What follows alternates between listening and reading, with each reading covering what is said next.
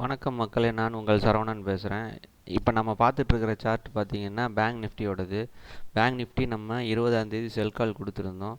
அதாவது put option சொல்லிக்கலாம், கொடுத்துருந்தோம். அதுக்கு ஸ்டாப் லாஸ் என்ன சொல்லியிருந்தோம்னா 48,168 அந்த ரேஞ்ச் 168 ஸ்டாப் லாஸ் சொல்லியிருந்தோம். ஸோ அது இன்றைக்கி ஸ்டாப் லாஸ் அடிச்சிருச்சு. இன்றைக்கி தேதி பார்த்திங்கன்னா 27/12/2023 புதன்கிழமை.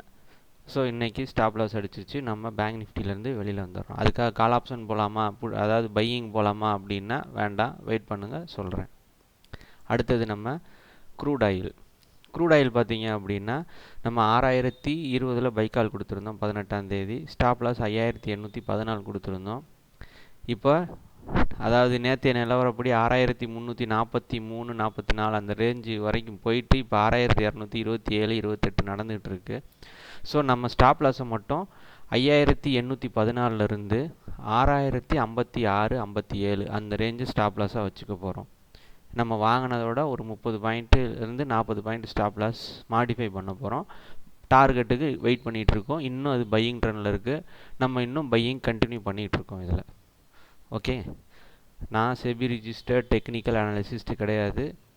ஸோ என்னுடைய பேச்சை நீங்கள் கேட்கணுன்னு அவசியம் இல்லை. நான் என்னுடைய பரிந்துரைப்படி நீங்கள் யாரும் ட்ரேட் பண்ண வேண்டாம். மிக்க நன்றி, வணக்கம்.